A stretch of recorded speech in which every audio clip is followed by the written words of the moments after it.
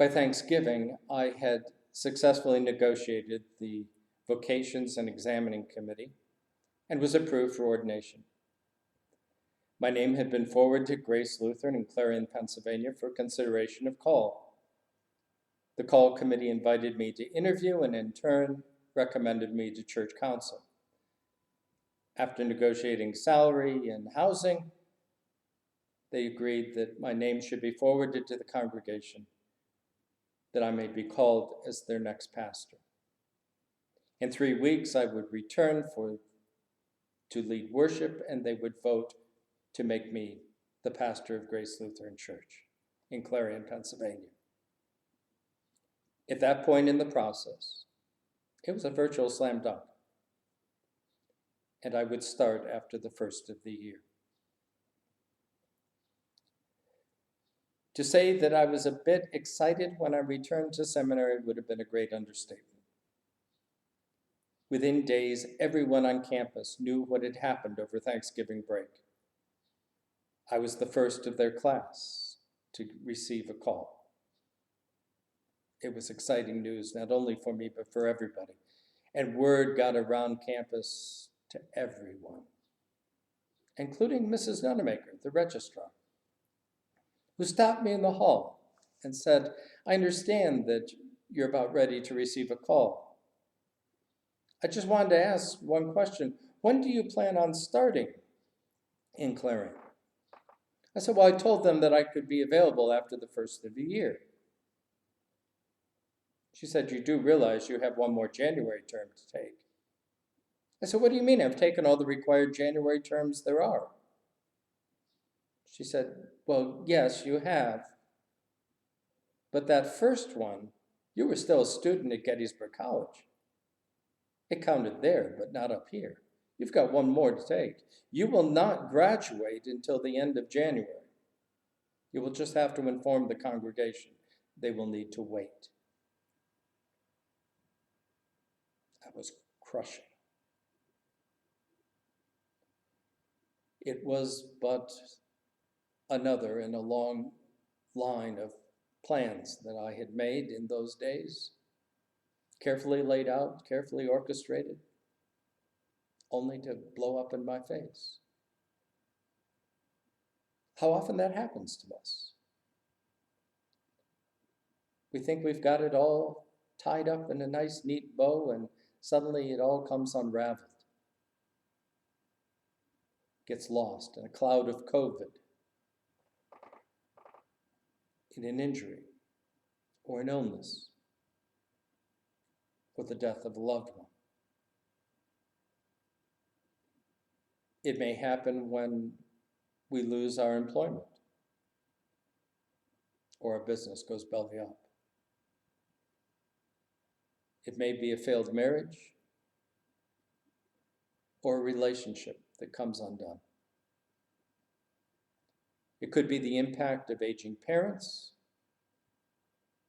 or our children, or grandchildren, or even Uncle Laban, as in Jacob's case. You may remember that Jacob is on the run, having duped his brother Esau out of his inheritance and his blessing. With his mother's help, he has made his way to Uncle Laban in a far country to seek employment. And while working for Uncle Laban, he falls in love with one of Laban's daughters, Rachel, the beautiful one, not to be confused with Leah, who has a really nice personality. Laban strikes a deal with Jacob. "Work for me for 7 years, and I will give you Rachel as your wife." The 7 years ends. When the marriage is consummated, Jacob finds out that good old Uncle Laban has swapped daughters on him, and he wakes only to be married to Leah and not Rachel. But good old Uncle Laban is ready with another plan. "Work for me another 7 years, and I will give you Rachel." And Jacob does just that. And in the process becomes blessed. He not only gets Rachel, the love of his life, for wife, but Leah as well. And through some incredibly shrewd stock deals involving sheep, he manages to amass a great fortune when he leaves Uncle Laban's employ. Once again, in the midst of broken dreams, Jacob is blessed to be a blessing.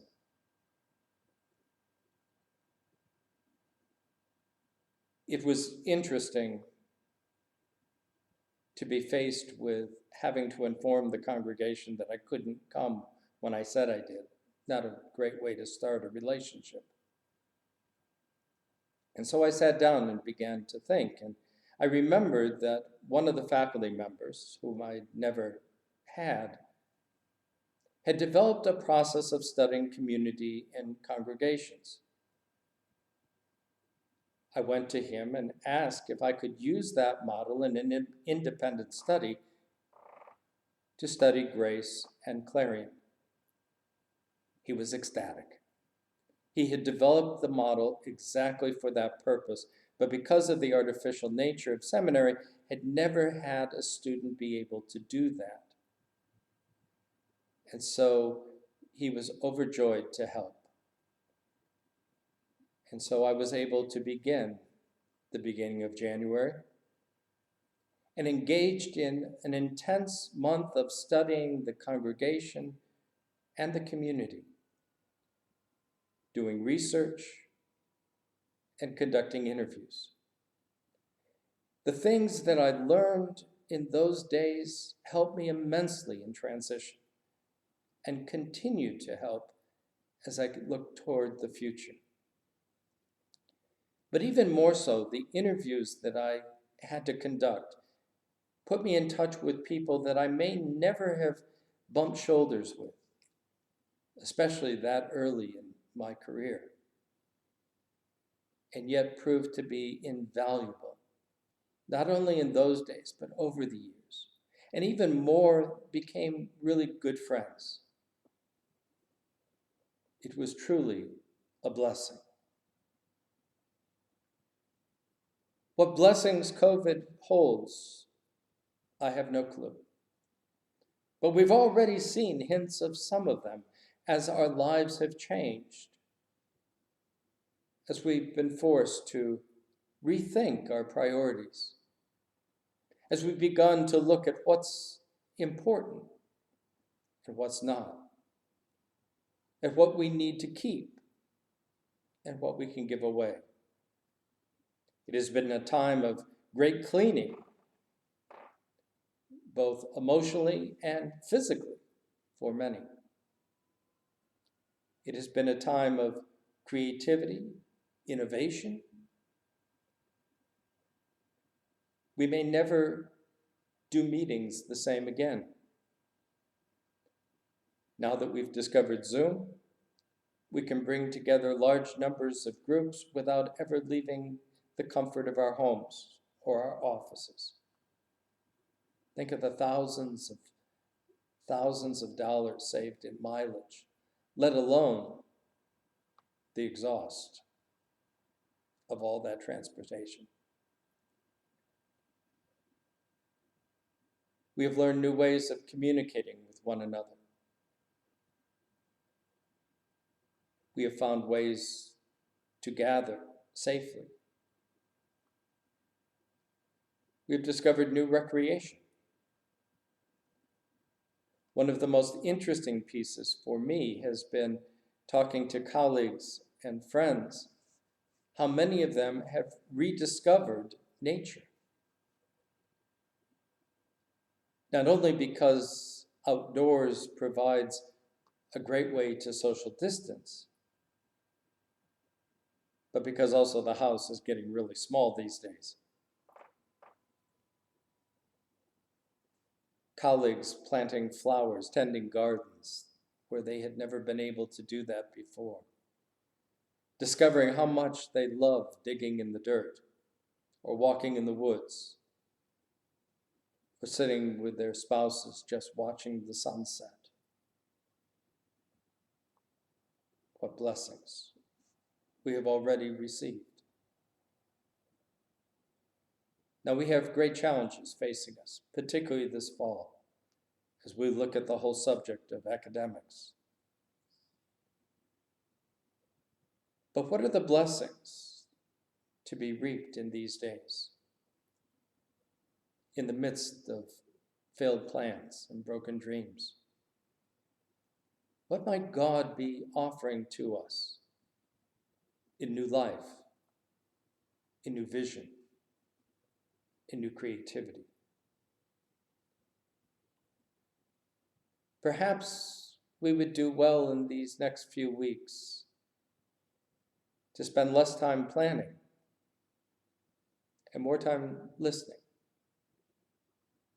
and experiencing the blessings that God is already meting out in the midst of this time of crisis.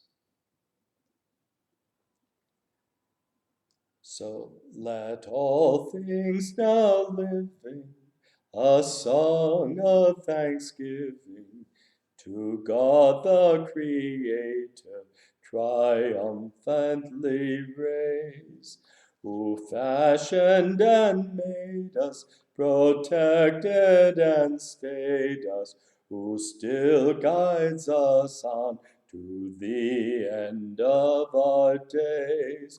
God's banners are o'er us, God's light goes before us, a pillar of fire shining forth in the night, till shadows have vanished and darkness is banished, as forward we travel from light into light.